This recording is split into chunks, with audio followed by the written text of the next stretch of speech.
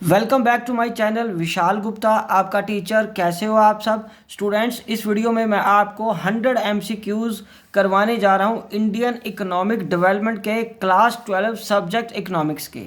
Students, मैंने 100 MCQs macro economics के already करवा दिए हैं। वो मेरे चैनल में मैक्रो इकोनॉमिक्स क्लास 12 की प्लेलिस्ट में पड़े, आप वहाँ से देख लीजिए। और मेरे चैनल को यदि सब्सक्राइब नहीं किया हुआ तो सब्सक्राइब कर लीजिए। तो चलिए स्टार्ट करते हैं इसके 100 एमसीक्यू से, जो कि मैंने चैप्टर वाइज बनाए हैं। तो चैप्टर 1 से स्टार्ट करते हुए Indian economy on the eve of independence, इस चैप्टर के पहले क्वेश्चन की बात करते हैं। So the Indian economy on the eve of independence was, कैसी थी? A option developed, B option under developed, C option stagnant, D option both B and C. Yes, वो अंडर डेवलप्ड थी और स्टैग्नेंट भी थी। तो option D is the right answer. Option D क्या बच्चे? राइट आंसर है। ओके, चलिए अब हम स्टार्ट करते हैं क्वेश्चन नंबर 2 से। Land holdings at the time of independence were. Land holding कैसी थी जब इंडिपेंडेंस थी? क्या वो फ्रेगमेंटेड थी? क्या वो लार्ज थी? क्या वो स्मॉल थी? या बोथ बी एंड सी? तो yes, right option is B. वो दोनों फ्रेगमेंटेड मतलब टुकड़ों में बटी हुई थी और स्मॉल पीसेस ऑफ लैंड थे। ठीक है जी। तो again option D is the right answer for second question. तो चलिए स्टार्ट करते हैं बच्चों अब third question. Farming which focuses on basic needs of the family is called stagnant farming, B subsistence farming, C commercial farming और D none of these. तो सबको पता होना चाहिए ये आंसर बी है। ठीक है बच्चे, चलिए ये बी आंसर है इसका। ओके, तो अब हम बढ़ते हैं क्वेश्चन नंबर 4 की तरफ। तो फोर्थ क्वेश्चन क्या है? Suez canal was opened in, क्या ए ऑप्शन है 1867, बी ऑप्शन है 1868, सी ऑप्शन है 1869 एंड डी ऑप्शन है 1870। तो राइट ऑप्शन है 1869। ठीक है जी, ये ऑप्शन है हमारा। ओके बच्चे, चलो आगे बढ़ें। चलिए अब हम आगे बढ़ते हैं क्वेश्चन नंबर 5 की तरफ। तो क्वेश्चन नंबर 5 क्या कह रहा है कि decay of handicraft was caused by, किस वजह से हमारे हैंडीक्राफ्ट का पतन हो गया था, उसमें कमी आ गई थी ब्रिटिश राज में? पहला ऑप्शन है ब्रिटिश टैरिफ पॉलिसी की वजह से, competition from machine made product से, C change in the pattern of demand की वजह से, and all of these.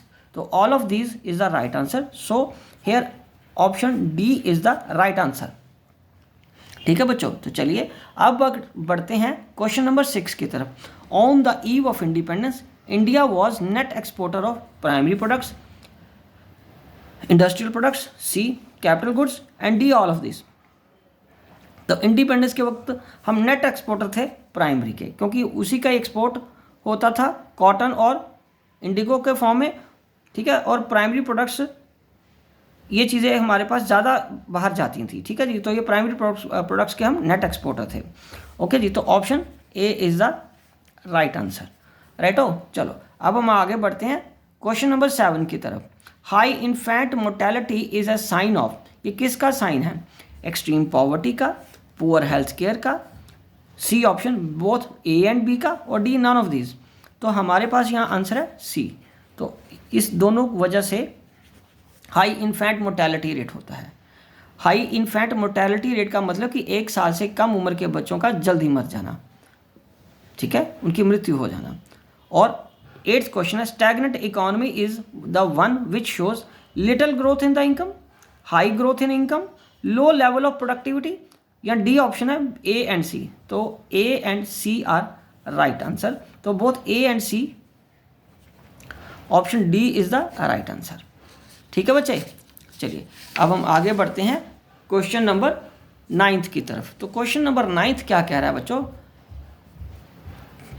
Railways were introduced in India in the year 1850, 1853, 1854 and 1855, 54 और 55।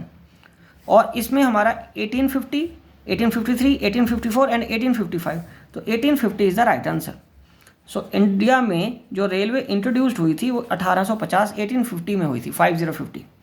ठीक है बच्चों, चलिए आगे बढ़ते हैं बेटा। Gender bias is the in the society on the eve of independence was indicated by mortality rate, literacy rate, death rate, life expectancy। तो आंसर है हमारा B literacy rate. Option B is the right answer. So which industry of India got severely affected under the colonial rule? Sugar industry, iron and steel industry, C option handicraft industry, या D option paper industry. तो सबको पता होना चाहिए answer handicraft industry है. तो option था हमारा सी. ये यहाँ तक बचे 11 क्वेश्चन हो गए. अब हम आगे बढ़ते हैं चैप्टर नंबर 2 की तरफ, 5 ईयर प्लान्स इन इंडिया. तो चलिए इसका कॉन्टिन्यूटी में 11 के बाद मैं 12th क्वेश्चन नंबर करा रहा हूँ. In which year was India's first 5 year plan was launched. ठीक है, तो 1951, 1947, 1940 और 1955. देखो बच्चों 1947 नहीं हो सकता, उस साल हमें आज़ादी मिली थी, उस साल नहीं हुए थे. 1940 तो आज़ादी से पहले का है. तो इंडिया का जो पहला प्लान शुरू हुआ था वो 1951 में हुआ था. Option A. ठीक है जी. चलिए अब हम आगे बढ़ते हैं नेक्स्ट क्वेश्चन, क्वेश्चन नंबर 13 की तरफ. क्वेश्चन नंबर 13 क्या कह रहा है बच्चों? Which of the following bodies institutes was engage in the formulation of 5 year plans in India. क्या प्लानिंग कमीशन है, नेशनल डेवलपमेंट काउंसिल है, फाइनेंस मिनिस्ट्री है, या होम मिनिस्ट्री है? तो बच्चों कौन सा इंस्टीट्यूशन इन्वॉल्व था फॉर्मुलेशन ऑफ 5 ईयर प्लान में? तो planning commission is the right answer. A हमारा राइट ऑप्शन है.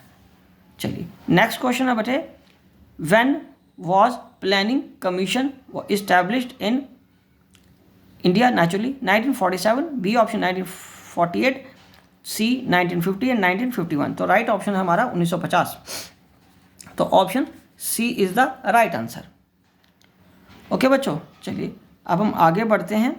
Planning commission was established under the chairmanship of PC Mahalanobis, Jawaharlal Nehru, B option, C option VKRV Rao and D option BR Ambedkar. तो बताइए बच्चों, क्योंकि आपको ये चीज़ पता होनी चाहिए कि प्लानिंग कमीशन के चेयरमैन कौन होते हैं. उस वक्त जब प्लानिंग कमीशन था, अब तो प्लानिंग कमीशन को चेंज कर दिया नीति आयोग से. ठीक है, लेकिन प्लानिंग कमीशन के आपको पता ना चेयरमैन कौन होते हैं? वो होते हैं हमारे प्राइम मिनिस्टर थे. तो उस वक्त के जो प्राइम मिनिस्टर थे वो कौन है?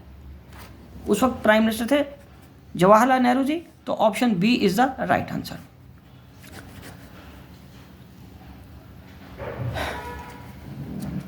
ठीक है बच्चों, चलो 16th. An economy in which means of productions are used in a manner such that social welfare is maximum is called. उसको क्या बोला जाता है जिसमें सोशल वेलफेयर मैक्सिमम हो? क्या वो मिक्स्ड इकोनॉमी होती है, क्या वो सोशलिस्टिक इकोनॉमी होती है, क्या कैपिटलिस्टिक इकोनॉमी होती है, या नन ऑफ दिस? तो राइट ऑप्शन है बी, सोशलिस्ट इकोनॉमी. तो option B is the right answer. ठीक है बच्चों, चलो अब हम आगे बढ़ते हैं क्वेश्चन नंबर 17 की तरफ. क्वेश्चन नंबर 17 क्या कह रहा है बच्चों? Which was the last 5 year plan in India. क्या 11th प्लान है, 12th प्लान है, 13th प्लान है, या 14th प्लान है? तो ऑप्शन बी. तो ऑप्शन बी 12 प्लान बने हैं 5 ईयर प्लान. ठीक है, और मैंने 12 लिख दिया, ऑप्शन बी. ओके बेटा, चलो अब हम आगे बढ़ते हैं 18th नंबर क्वेश्चन पे. Which of the following is not a long period objective of planning of India? GDP growth, modernization, C option है better quality of life, D option है equitable distribution. तो option C is the right answer. Option C is the right answer. Okay. उसके बाद क्या? Industrial policy resolution was introduced in 1948, 1950, 1991, 1995. Option A is the right answer. ठीक है, उसके बाद क्या है? An economy in which economic decisions are taken by some central authority of government with a view to maximizing social welfare is called and also for profit making. एक economy जिसमें decisions लिए जाते हैं किसी सेंट्रल अथॉरिटी द्वारा for the government of the government with a view of maximum social welfare is called and also for profit making, जिसमें दोनों चीज़ें हैं. इसका मतलब सोशल वेलफेयर भी एंड प्रॉफिट मेकिंग भी. कैपिटलिस्ट इकोनॉमी है, सोशलिस्ट इकोनॉमी है, मार्केट इकोनॉमी है, या मिक्स्ड इकोनॉमी है? तो राइट आंसर आपको पता है ऐसी कौन सी होती है? Mixed economy. तो option D is the correct answer. ठीक है बच्चों, चलो अब हम बढ़ते हैं क्वेश्चन नंबर 21 की तरफ. तो बच्चों क्वेश्चन नंबर 21 क्या कह रहा है? Which of the following is correct about planning in India? Mixed economy has been the framework of planning in India, ठीक है जी। उसके बाद the duration of the 12th 5-year plan was 1912 से 1917, बिल्कुल ठीक है। सी ऑप्शन है planning in India started with a heavy reliance on the public sector, okay, and D option है all of these। तो quite obvious है, सारे ऑप्शन हमारे प्लानिंग से रिलेटेड हैं, तो option D is the right answer. ठीक है बच्चों, चलिए अब हम आगे बढ़ रहे हैं एग्रीकल्चर इंडस्ट्री एंड ट्रेड वाला जो थर्ड चैप्टर है 1950 से 1990 वाला, ठीक है। तो 22nd क्वेश्चन क्या है, owing to the technical reforms productivity in the agriculture sector has tended to rise, B option fall, C option remain constant, D option none of these। तो rise is the right answer, option A is the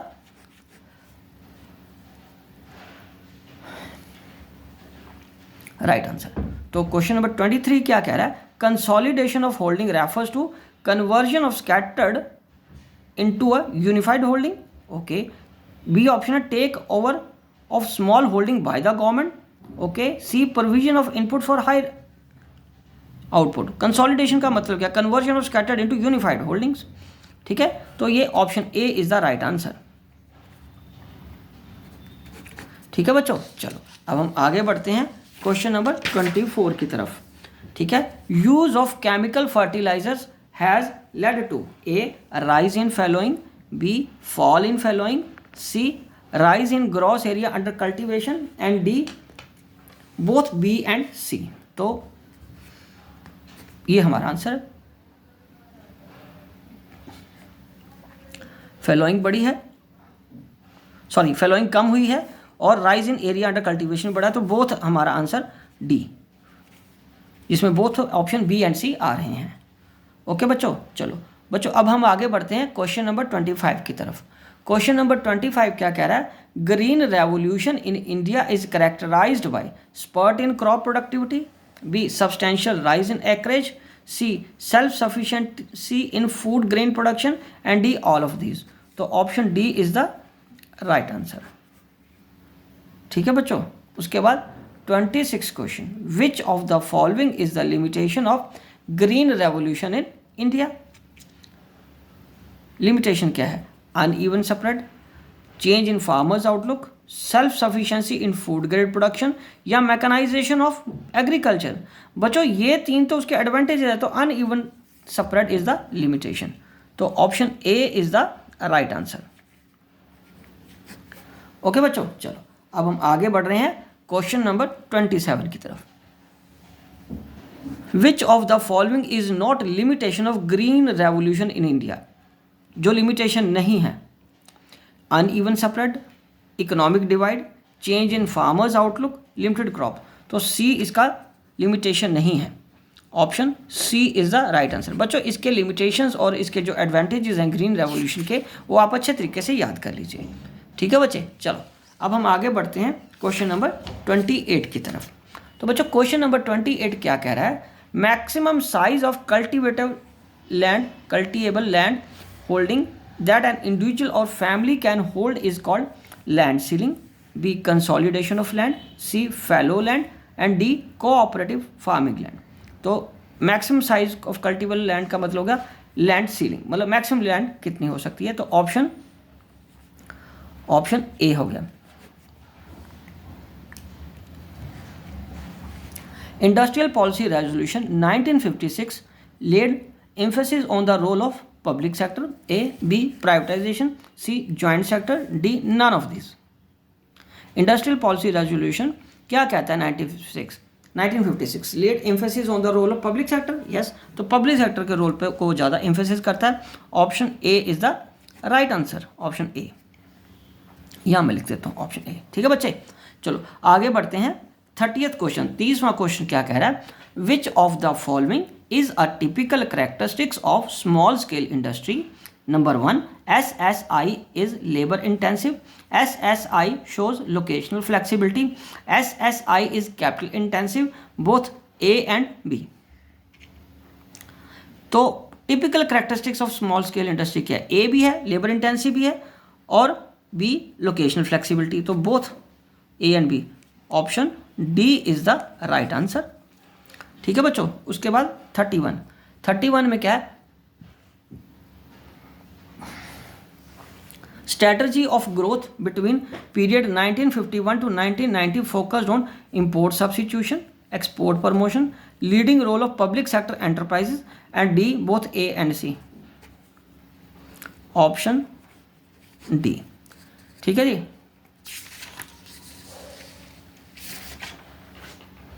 okay, उसके बाद है investment limit for small scale industry is ₹1 crore, B option ₹5 crore, C option less than ₹1 crore and D option less than 20 crore. तो investment limit for small scale industries कितनी है? Option C less than 1 crore. तो option C is the right answer. Question number 33 क्या कह रहा है? The basic data of industrial licensing policy was to ensure environment friendly investment, B promote private investment in the economy, C encourage industry in the backward regions of the country and D none of these। तो industrial licensing policy क्या कहती थी? Encourage करनी है उसने industry किसमें? Backward regions में। ठीक है जी, ओके। तो option C is the right answer.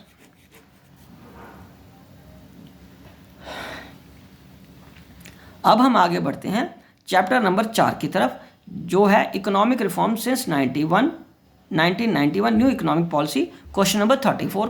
Okay, so बच्चे क्वेश्चन नंबर 34 क्या कह रहा है? Which of the following is not an element of physical reforms?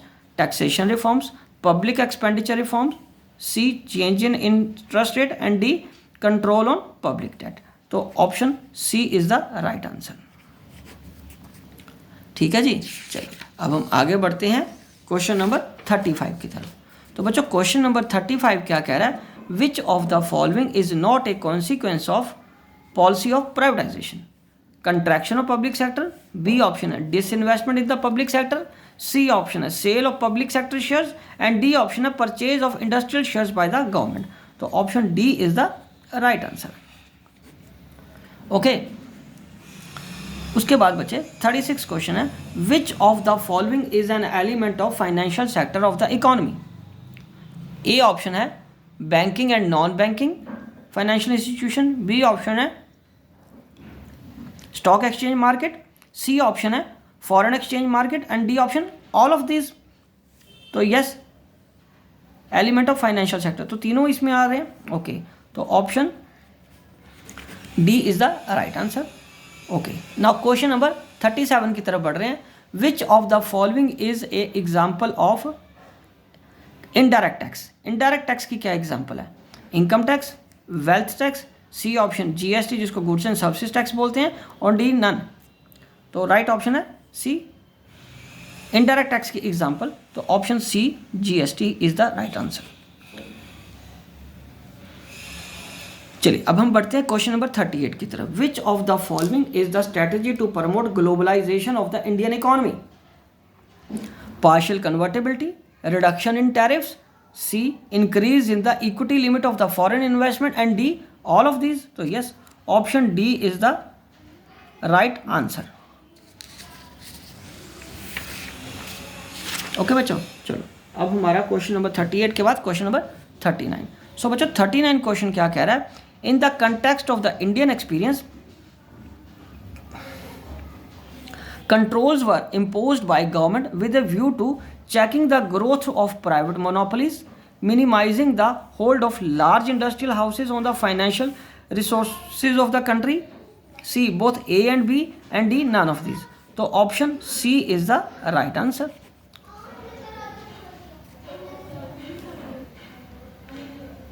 समझ आ गया बच्चों? चलो अब हम आगे बढ़ते हैं question number 40।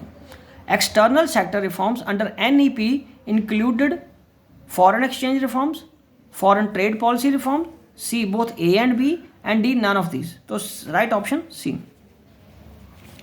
Option C is the right answer. उसके बाद बेटे 41st क्वेश्चन क्या कह रहा है? The WTO was founded by the successor of IMF, NABARD, GATT और IDBI. तो right option GATT, General Agreement on Trade and Tariff. तो option C is the right answer.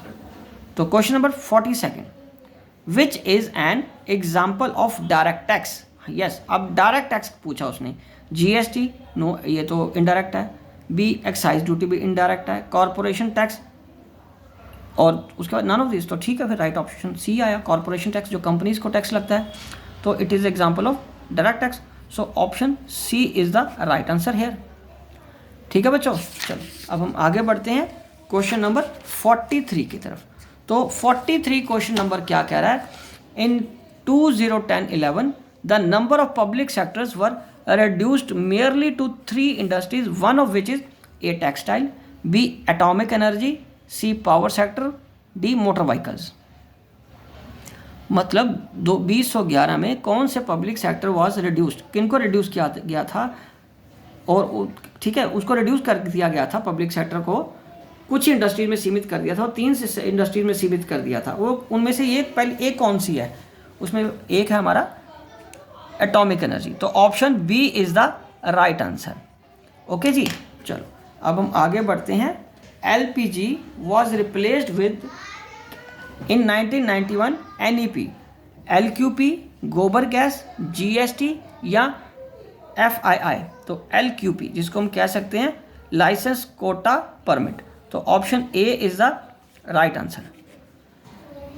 ठीक है बच्चों, अब हम आगे बढ़ते हैं क्वेश्चन नंबर 45 की तरफ। व्हाट आर या is good effect of LPG policies. तो पहला बच्चों कंज्यूमर्स सॉवरेनिटी, दूसरा चेक्स ऑन इन्फ्लेशन, तीसरा फिस्कल पॉलिसी स्ट्रेस, और चौथा D both A and B. तो बच्चों आंसर क्या है, एलपीजी के पॉजिटिव इफेक्ट क्या है, consumer sovereignty and check on inflation. तो option D is the right answer. तो बच्चों यहाँ मैं 45 तो क्वेश्चन तो हो गए। अब मैं आपको एक चीज़ बताना चाह रहा हूँ, काफ़ी बच्चों के पास हो सकता है पुराना एडिशन हो या इवन नए एडिशन में भी काफ़ी बुक्स में पॉवर्टी वाला चैप्टर है, बट वो आपके 2023-24 मतलब जो भी हमारा लेटेस्ट सिलेबस है मार्च 2024 में होने वाले पेपर में उसमें कवर नहीं हो रहा, तो इसलिए मैं उसके एमसीक्यूज नहीं डाला। चैप्टर नंबर 5 पॉवर्टी को इग्नोर करें आप, ठीक है, उसको वो सिलेबस में नहीं है। अब 46 क्वेश्चन मैं आपको चैप्टर नंबर 6 के पास लेके जा रहा हूँ। ठीक है, तो चैप्टर नंबर 6 वो 6 क्या है, human capital formation in India. तो 46 क्वेश्चन क्या है, the stock of skill and expertise of a nation at a point of time is known as social infrastructure, B human capital, C physical capital, D none of these. तो human capital is the right answer. Option B हमारा क्या है, right answer. ठीक है बच्चे, तो चलिए अब हम आगे बढ़ते हैं क्वेश्चन नंबर 47 की तरफ। Which of the following is the problem of human capital formation in India? Brain drain, low academic standards, rising population and all of these. D option क्या है, all of these। तो brain drain की ये सारी problems हैं, brain अच्छा following is the problem human capital formation, तो सारी इसकी ब्रेन प्रॉब्लम्स है ह्यूमन कैपिटल फॉर्मेशन में आने वाली रुकावटें एक तरह से।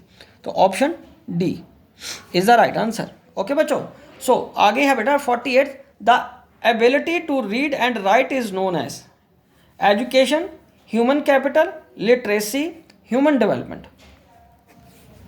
Option C is the right answer.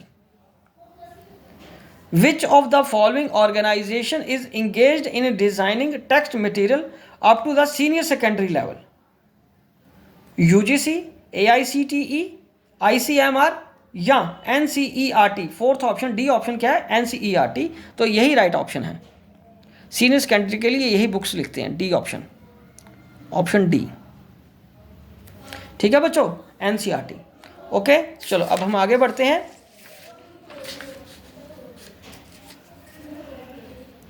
Question number 50 की तरफ। तो बच्चों क्वेश्चन नंबर 50 क्या है, the responsibility of the direct and control of higher education is with, किसके पास है, क्या वो हायर एजुकेशन की बात हो रही है बच्चों, तो गवर्नमेंट ऑफ इंडिया के पास, B option department of higher education, C option UGC and D option none of these. तो option C is the right answer. ठीक है जी, अब हम बढ़ते हैं बेटा क्वेश्चन नंबर 51 की तरफ। Who is responsible for the implementation of rules and regulations for technical education in the country? क्या ए ऑप्शन है NCERT, B UGC, C option AICTE और डी ऑप्शन ICMR। तो राइट आंसर हमारा है AICTE। Option C is the right answer. ठीक है बच्चों, चलो अब हम आगे बढ़ते हैं क्वेश्चन नंबर 52 की तरफ। Primary education completion rate in 2017-18 for female कितना था? क्या वो 93% था? क्या वो 94% है? मतलब था। सी ऑप्शन है 96 एंड डी ऑप्शन है 97। तो राइट ऑप्शन है बेटे 96। Option C is the right answer. ठीक है बच्चों, चलो अब हम आगे चलते हैं। Female literacy rate in India is 75%, B option 85%, C option 70%, D option 66%। तो डी ऑप्शन, तो option D is the right answer. ठीक है बच्चों, चलो अब हम आगे बढ़ते हैं क्वेश्चन नंबर 54 की तरफ। Overall literacy rate census 2011 in India is 74%, B option 56%, C option 65% and D option 60%। तो A option is the right answer. ठीक है बच्चों, चलो अब हम आगे बढ़ते हैं क्वेश्चन नंबर 55 की तरफ। तो 55 क्वेश्चन नंबर क्या कह रहा है? Human capital formation leads to efficient utilisation of inputs. और बी क्या है? Increase in stock of physical capital.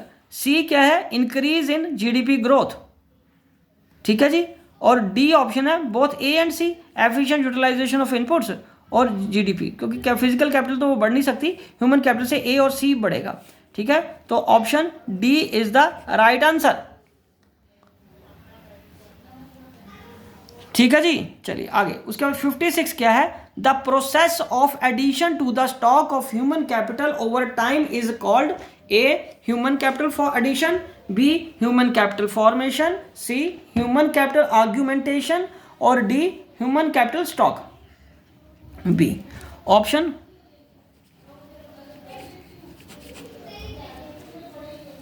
उसके बाद 57 question. Human capital and human development are opposite concept, B different concept, C both mean the same, दोनों का same मतलब है क्या? ठीक है, और डी ऑप्शन है related concept but certainly not identical. ठीक है जी, human capital and human development different concept हैं। बताइए कौन सा आंसर है इसका? क्या वो डिफरेंट कंसेप्ट हैं?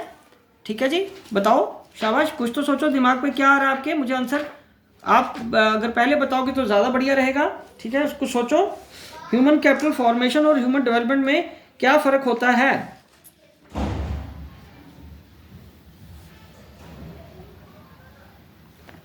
बताइए बच्चे, human capital and human development क्या है? ये डी रिलेटेड कंसेप्ट्स हैं बट आइडेंटिकल नहीं है। ठीक है जी, चलो अब हम आगे बढ़ते हैं। आई होप कि आपका आंसर ये ठीक था। ओके, तो चलिए क्वेश्चन बढ़ते हैं आप 58 की तरफ, और ये चैप्टर नंबर 7 यहाँ से स्टार्ट हो गया, रूरल डेवलपमेंट का। सो बच्चों, सबसे पहले क्वेश्चन मैं पढ़ता हूँ। Which of the following is a non institutional source of rural credit? A cooperative societies, B commercial banks, C money lenders and D RRB. तो option C.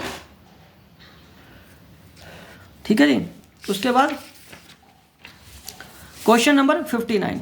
Short period credit is needed for maintenance of existing land, B purchase of new land, C purchase of seeds and manures and D purchase of machinery. तो option C is the right answer.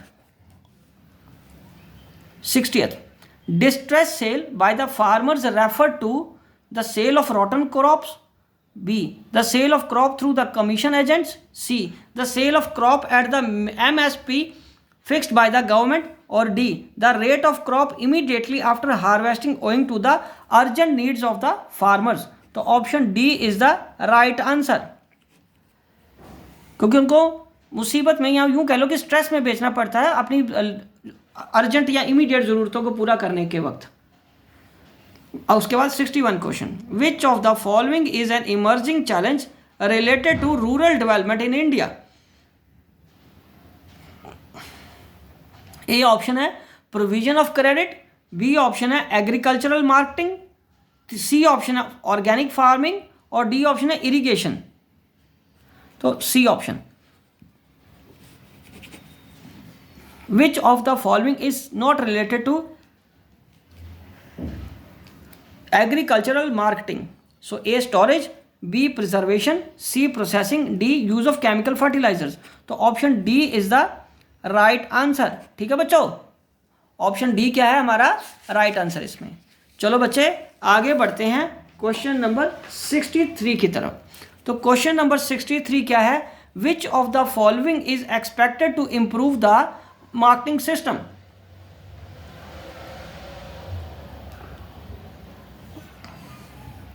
Answer पढ़ लिया आपने बेटा, A regulated market, B improvement in transportation, C MSP और D all of these. तो okay, all of these is the right answer.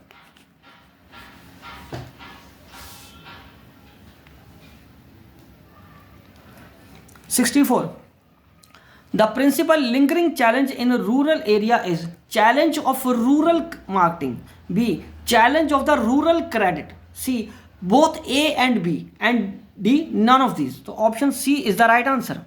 Option C is the right answer. उसके बाद 65 question. So long term credit is required for purchase of additional land, B purchase of machinery, C for carrying out permanent improvement in on existing land. तो both option A and C, yes A and C long term जरूरतों के लिए है। Option D is the right answer.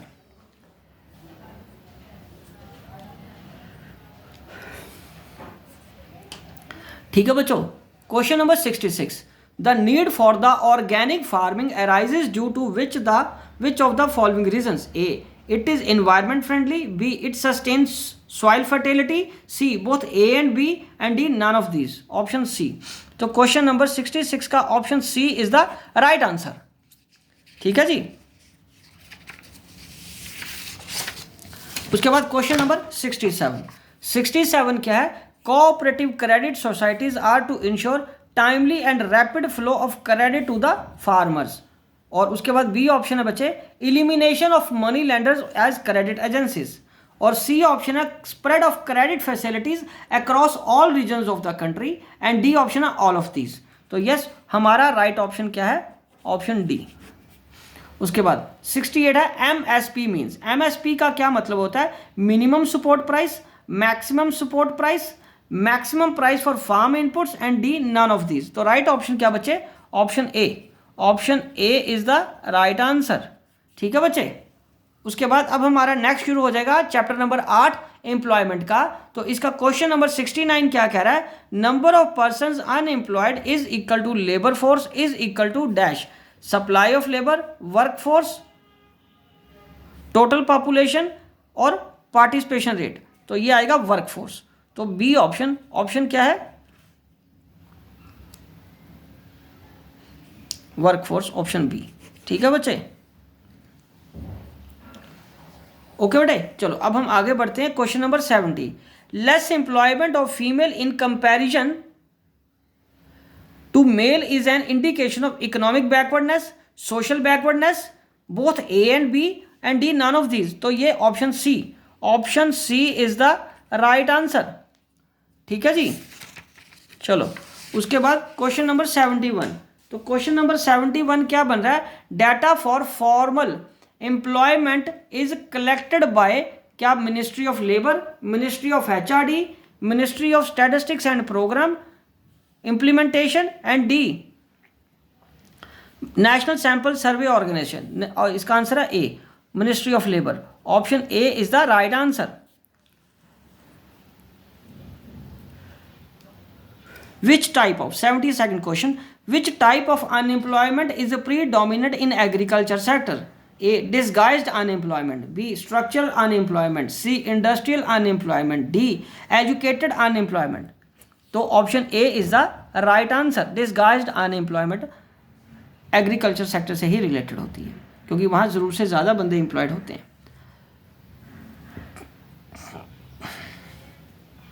73rd question, a regular salaried worker is unskilled, B option not entitled to social security benefits, C on permanent payroll of the employer, और D option A और B।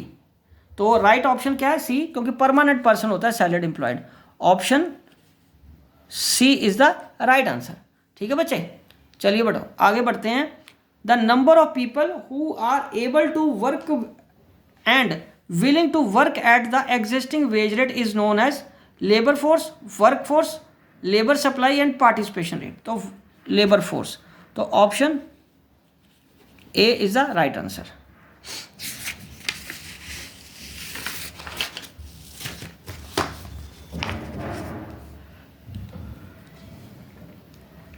चलो बच्चों आगे बढ़ते हैं question number 75 की तरफ। Percentage of adult population participating in production activities is called A labour force, B work force, C labour supply, D participation rate. तो परसेंटेज है तो पार्टिसिपेशन रेट आएगा, option D is the right answer. ठीक है बच्चों। और question number 76, the number of workers actually working और willing to work is called work force, A, B option है लेबर फोर्स, सी ऑप्शन है लेबर सप्लाई, डी ऑप्शन है none of these. तो option B is the right answer. ठीक है बच्चों। अब हम आगे बात करेंगे 77 क्वेश्चन की। Dash refers to the number of people actually working and doesn't account for those who are willing to work. A क्या है वर्क फोर्स, बी है लेबर फोर्स, सी है labour supply and D none of these. तो option C. Okay. Increase in the level of output of economy is achieved through greater employment opportunities in the country, B employing better technology, C both A and B, and D none of these. Option C. Option C is the right answer. Level of output कैसे achieve करते हैं? Greater employment से और better technology से। ठीक है बच्चों। तो ये हो गए हमारे 78 क्वेश्चन। आगे हम शुरू करते हैं नेक्स्ट क्वेश्चन को। बट एक मैं इन्फॉर्मेशन यहाँ एक बार दोबारा आपको देना चाहता हूँ कि जो आपकी बुक्स में, क्योंकि आप बहुत बच्चों के पास जो बुक्स हैं उसमें चैप्टर नंबर 9 है जो प्राइवेट पब्लिशर्स की बुक में से, वो इंफ्रास्ट्रक्चर का है और वो सिलेबस का पार्ट नहीं है 2023-24 का। मतलब मार्च 24 में होने वाले एग्जाम्स में ये चैप्टर नहीं है, तो इसके मैंने एमसीक्यूज नहीं डाले। ठीक है। तो इसके बाद सीधा हम 79 क्वेश्चन नंबर चैप्टर नंबर 10 से स्टार्ट करेंगे, जो है एनवायरनमेंट एंड सस्टेनेबल डेवलपमेंट का। ठीक है बच्चों। तो चलिए स्टार्ट करते हैं क्वेश्चन नंबर 79। बच्चों, which of the following is a component of environment? Living element only, B non living elements only, C both A and B, and D none of this. तो option C. Option C is the right answer. उसके बाद question number 80, which of the following is not considered as element of environment? A air, B land, C weather, D electricity. So electricity is not the answer. Option D is the right answer. ठीक है बच्चों। उसके बाद 81, the term used for the property of environment to absorb degradation is A carrying capacity, B absorptive capacity, C ability to assimilate waste, and D A and B। तो right option क्या है? Absorptive capacity. तो option B is the right answer. ठीक है बच्चों। चलिए अब हम आगे बढ़ते हैं क्वेश्चन नंबर 82 की तरफ। सो बच्चों क्वेश्चन क्या कह रहा है? Which of the following is a cause of environmental crisis? क्या A population explosion, B increasing urbanisation, C rapid industrialisation, and D all of this. Option D is the right answer. Okay बच्चों। चलिए उसके बाद है 83 question number. सो बच्चों 83 question number क्या कह रहा है? Which of the following is the strategy for sustainable development? A option है CNG in urban area, B option है reliance of non conventional sources of energy, C output efficient technology. और right answer क्या है? A and B. Yes, CNG को urban area में लेके आना है और reliance on non conventional sources. Yes, तो option D is the right answer. Right हो। चलो बच्चे अब हम आगे बढ़ते हैं क्वेश्चन नंबर 84 की तरफ। बच्चों क्वेश्चन है which of the following is a major factor contributing to biodiversity of India? A increasing pressure on population, B degradation of land, C deforestation, and D all of above. C deforestation था और D all of above. तो सारे ही option इसके हैं बच्चों। D is the latest option. इसका final answer ये, क्योंकि तीनों ऊपर वाले पॉइंट्स इसके बीच में ही हैं आंसर में।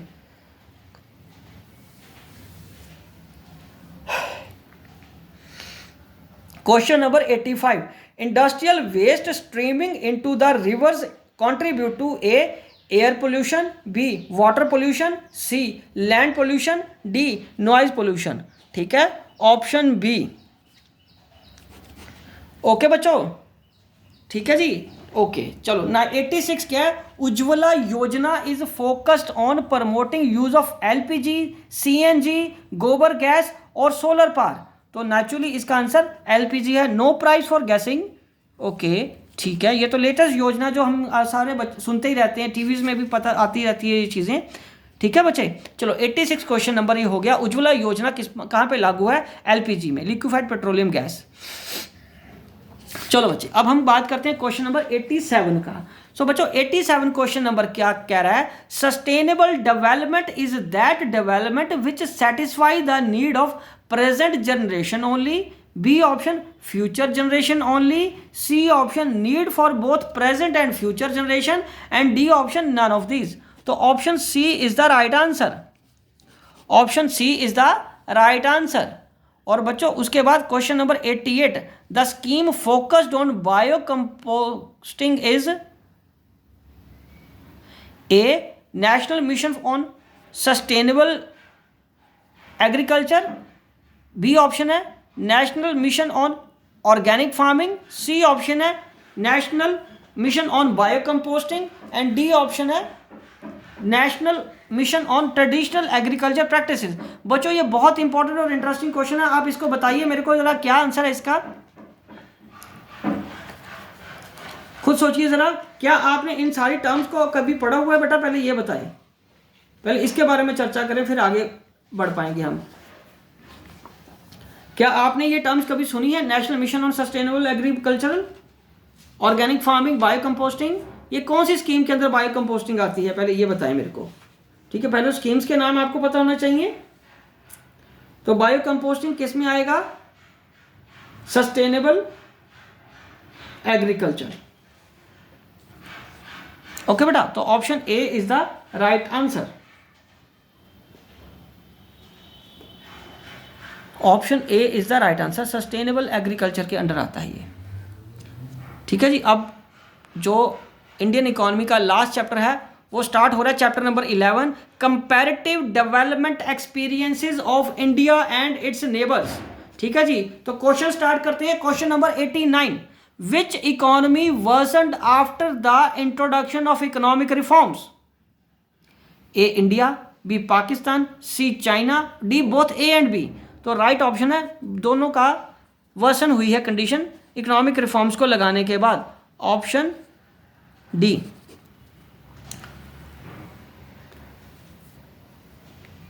Ninety question, liberty indicators relates to A political freedom, B freedom to gain education, C freedom to access health services, D both A and C. तो पॉलिटिकल फ्रीडम आया है इसका। लिबर्टी का जो आंसर है, लिबर्टी का मतलब ही पॉलिटिकल फ्रीडम होता है। ओके बच्चों, चलिए अब हम आगे बढ़ते हैं क्वेश्चन नंबर 91 की तरफ। क्वेश्चन नंबर 91 क्या कह रहा है? बस बच्चों थोड़ी देर की बात है, 100 हम पूरा कर लेंगे, सेंचुरी फिर होने वाली है। Which of the following countries has the lowest density of the population? A India, B China, C Pakistan, D none of these. तो राइट ऑप्शन क्या है? चाइना।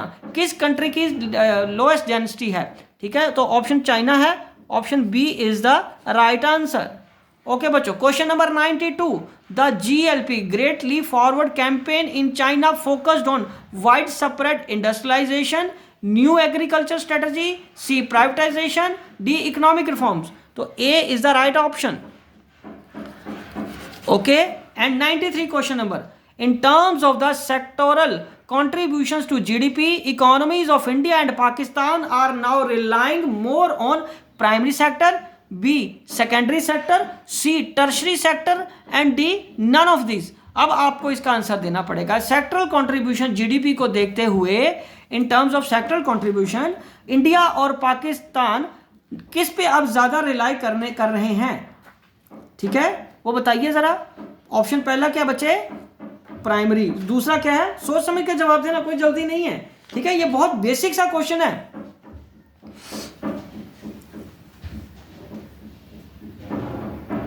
इंडिया एंड पाकिस्तान किस पर रिलाई कर रहे हैं? टर्शरी सेक्टर पे। यस, हमारे पास प्राइमरी और सेकेंडरी सेक्टर में कंट्रीब्यूशन इतना नहीं है, ठीक है। चलिए,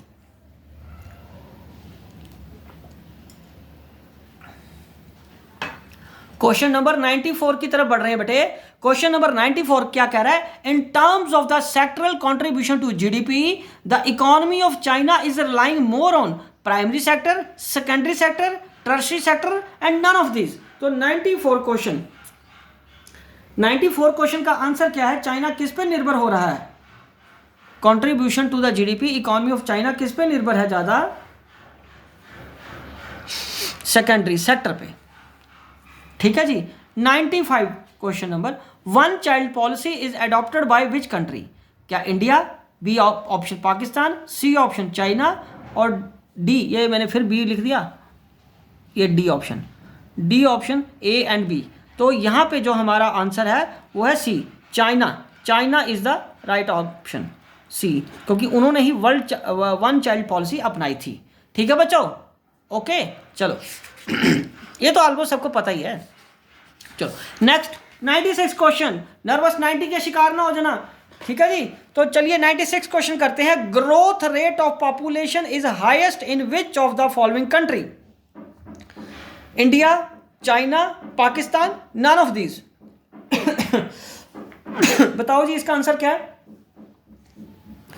वेरी सरप्राइजिंगली पाकिस्तान का ग्रोथ रेट पॉपुलेशन का सबसे ज्यादा है, ऑप्शन सी।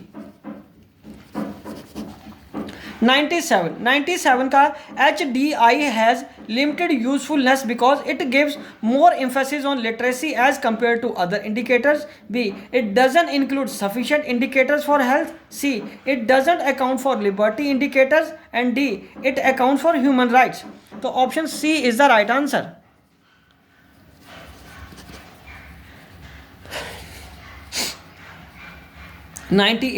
Which country या countries are showing better signs of urbanization? A, China and India. B, China and Pakistan. C, India. D, India and Pakistan. तो कंट्रीज भी हो सकती हैं, क्योंकि कंट्री या कंट्रीज पूछिए ना, तो ऑप्शन में हमारा जो बी ऑप्शन है, India, China and Pakistan, option B is the right answer. China and Pakistan क्या चीज है बेटे? China and Pakistan showing the better science of urbanisation. उसके बाद बच्चे question number 99, great proletarian cultural revolution was initiated by which country? India, China, Pakistan या both A and both B and सी?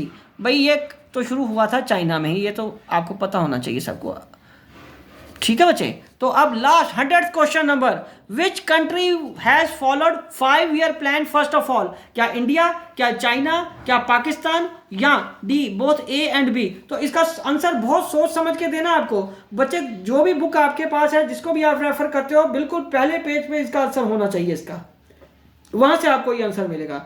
और इसका आंसर है इंडिया। इंडिया ने कब शुरू किया था? 1951 में, ठीक है जी। ये चीजें याद रखने वाली हैं। चाइना ने कब शुरू किया था? 1953 में। और पाकिस्तान ने कब शुरू किया था? 1956 में। तो right answer India. Yes, India ने सबसे पहले 5-year प्लान स्टार्ट किए थे। तो ऑप्शन ए को लॉक कर दिया जाए।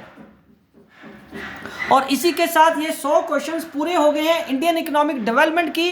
अब आपको कोई भी प्रॉब्लम आएगी तो आप मेरे को कमेंट बॉक्स में अपनी क्वेरी सेंड करिए, आई विल रिप्लाइड सुटेबली, ठीक है जी। तो इसी के साथ मैं ये वीडियो कंक्लूड करता हूं और होप करता हूं कि आपकी तैयारी अच्छी चल रही होगी। Wishing you good luck. और इसी तरीके से मेरे चैनल को देखते रहिए और सारे सब्जेक्ट्स के सिलेबस को आप कंप्लीट करते रहिए।